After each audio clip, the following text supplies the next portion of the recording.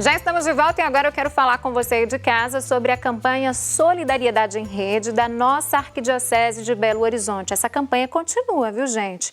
Lembrando que existem pontos de coleta e também de acompanhamento de famílias em 15 cidades, não só aqui na capital.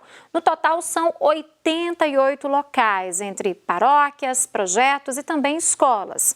Até agora, 5.534 famílias foram beneficiadas. Isso totaliza 19.702 pessoas, sendo que mais de 300 famílias foram apoiadas mais de uma vez, né? Essas famílias necessitaram de atendimento mais de uma vez. Ao todo, essa campanha já recebeu mais de 9.100 cestas básicas, e além de centenas de alimentos, materiais de higiene, de limpeza também, tá? E milhares de equipamentos de proteção individual, como é o caso de máscaras, de luvas. E tem cadastrado lá, né, a campanha já tem o cadastro de mais de 210 voluntários que prestam orientações jurídica e também psicológica para as famílias acompanhadas, além de auxílios, né, na organização e na recepção e até mesmo na entrega, na distribuição dessas doações. 375 famílias já pediram orientação jurídica. Quando eu falo jurídica, pode ser orientação trabalhista, né, de acesso aí a políticas públicas, também de violação dos direitos humanos. E dessas, 316 já receberam essa orientação, essa ajuda que foi solicitada.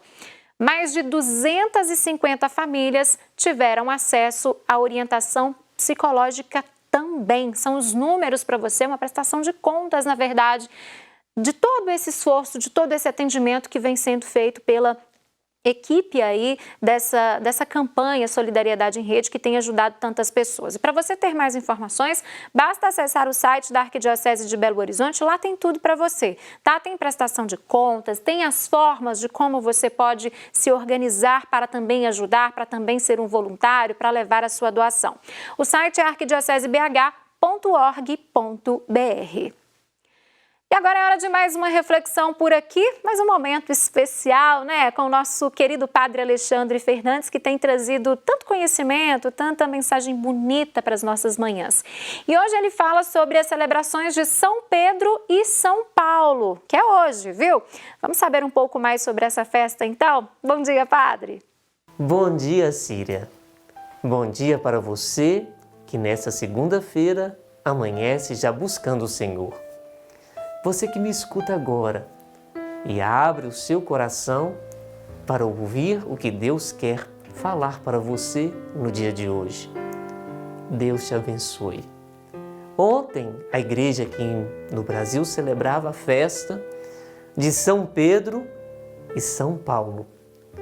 Esses dois santos mártires que deram a vida por Cristo, mas também para a igreja, para que o Evangelho e a Boa Nova chegasse até mim e até você, para todos os povos e nações. Jesus já dizia que se conhece a árvore pelos frutos que ela produz.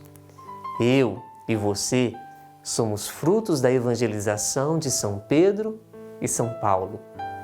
Os santos são como placas sinalizadoras que nos indicam o caminho de Deus. São exemplos de vidas a serem imitados.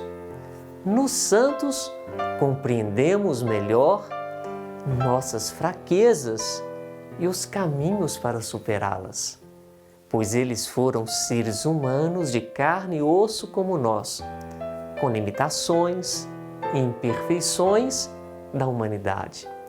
Eram pecadores e alguns deles, como São Paulo, tiveram vidas perdidas no pecado antes da conversão. São Paulo era perseguidor e ao mesmo tempo assassinava cristãos. E veja o santo que ele se tornou quando verdadeiramente Jesus o tocou. Sua vida foi transformada pelo poder do Espírito de Deus. E de perseguidor, ele passou a ser evangelizador ao ponto de dar-se inteiramente até a morte física por amor ao Senhor Jesus. São Pedro era um simples homem trabalhador, era pescador, tinha uma empresa de pesca. Largou tudo para seguir Jesus, em quem muito confiava, e ainda assim caiu diversas vezes. Chegou a negar o Cristo 3 vezes, mas se arrependeu do seu pecado. Seu coração chorou de contrição e Cristo o perdoou. Pedro, homem medroso, virou apóstolo corajoso. Tornou-se a pedra da igreja, o primeiro Papa. Filho querido, filha querida, São Pedro e São Paulo são testemunhas do que Cristo pode fazer na sua e na minha vida. Esses santos deixaram-se conduzir e consumir totalmente por Jesus e pelo Evangelho. Deus não tem limites para agir na minha e na sua vida. Quem coloca limites à ação de Deus somos nós. Por isso, deixe-se tocar pela graça do Senhor no dia de hoje. Abra a sua alma. Deixa Deus te tocar. Deixa Ele fazer o que Ele quer na sua vida. Reze comigo. Senhor, neste dia, nesta manhã de segunda-feira, nós estamos totalmente disponíveis à vossa santa vontade. Derrama o vosso Santo Espírito em nosso coração. Age em nós, modere os nossos pensamentos e nos dê a ousadia de testemunharmos Jesus com a nossa vida. Síria, que você tenha uma boa segunda-feira. Olha, quero passar para vocês hoje um vídeo que eu gravei na França sobre a vida de uma santa, Santa Bernadette. Vocês vão se emocionar com a história de Bernadette. Um grande abraço, fiquem com Deus e até amanhã.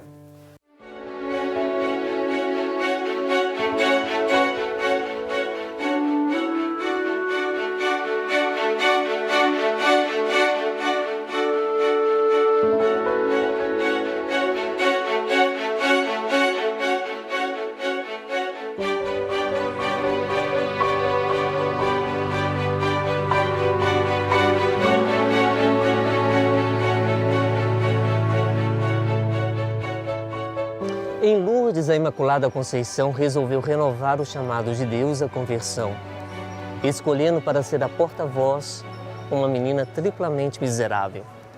A eleição de Bernadette Soubirous para receber as aparições da Virgem Santíssima é mais uma amostra da predileção de Deus pelos mais pobres. Como sugere o Papa Leão XIII, oferecendo exemplos bíblicos, é para as classes desafortunadas que o coração de Deus parece inclinar-se mais. Bernadette era pobre em tudo, social, intelectual e até fisicamente falando. Filha de Francisco Soubirous e Luísa Casteron, a pequena era a primogênita de 3 filhos. A história da família começa com as dificuldades de seu pai em sustentá-la. Em um acidente no moinho, o pai de Bernadette perde a visão de um dos olhos e já não é capaz de produzir farinha de boa qualidade. Não bastando a isso, a crescente industrialização aprimora o processo de produção de farinha, tornando o instrumento da família Soubirous obsoleto e insuficiente.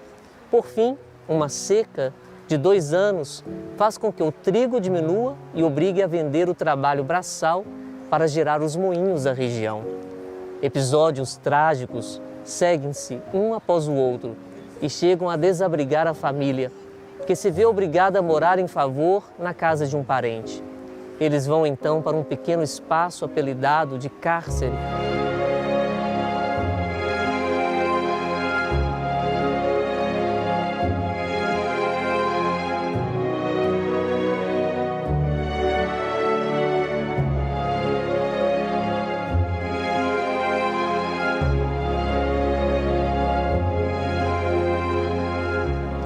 Ali, vivendo todas as dificuldades de uma vida humilde, Bernadette contrai uma cólera. doença epidêmica à época, e talvez vítima dos desajustados métodos para o tratamento da doença, acaba contraindo uma asma, que não a abandonará até a sua morte. Um ano antes das aparições, vivendo na casa de uma ama seca, essa tentou lhe ensinar o catecismo, mas teve dificuldades porque Bernadette só sabia falar o dialeto da região em que vivia e não o francês. Constantemente maltratada, ela voltou para a casa dos pais e foi ali em fevereiro de 1858 que a Virgem Santíssima de Lourdes lhe apareceu.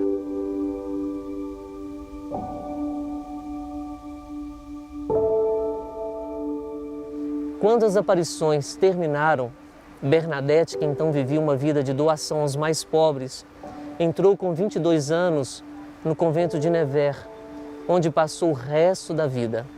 Tratada com severidade pela mestra de noviças, a jovem viveu com amor, o recolhimento e a humilhação. Vítima de uma tuberculose, faleceu com 35 anos. 30 anos após a sua morte, exumaram seu corpo e ele estava incorrupto.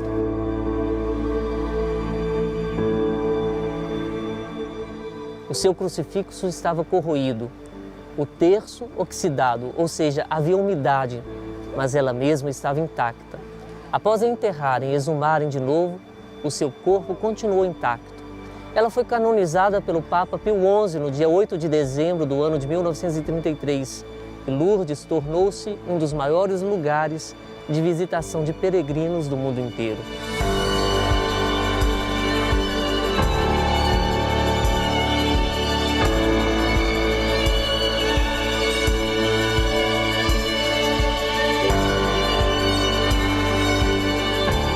Bernadette Soubirous é a grande pobre de Deus escolhida para uma vida de profunda humildade. Não se pode ser santo sem ser humilde, sem se recordar pequeno e miserável diante do Senhor. Por isso, a grandeza de Lourdes está justamente na escolha dos pobres. Santa Bernadette, rogai por nós.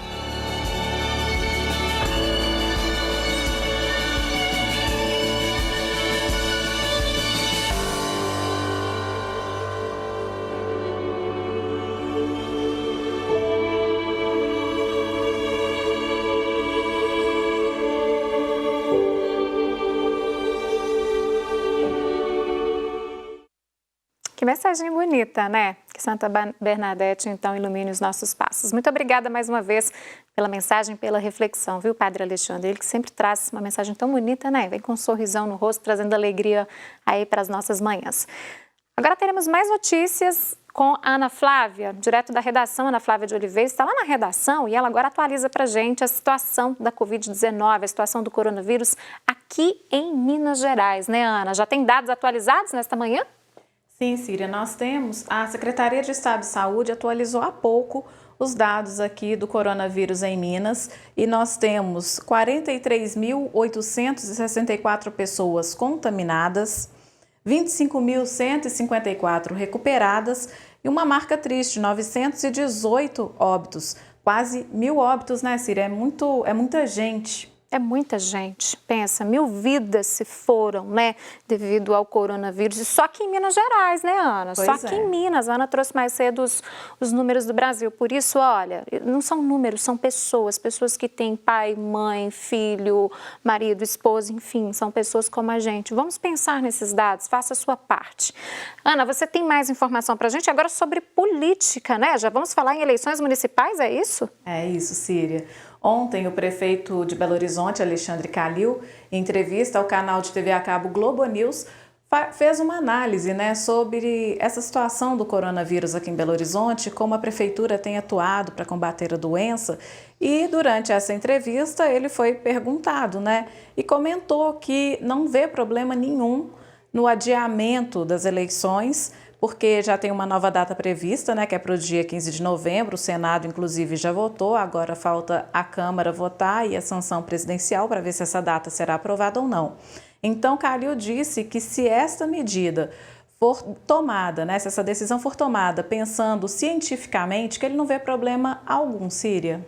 Tá certo, vamos aguardar aí os próximos desdobramentos sobre as eleições municipais, portanto.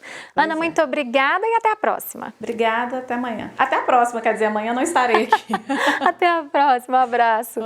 Olha só, agora a gente vai para um rápido intervalo e eu volto daqui a pouquinho, porque no próximo bloco vamos falar do nosso dinheiro com o educador e consultor financeiro Matheus Machado. É já já.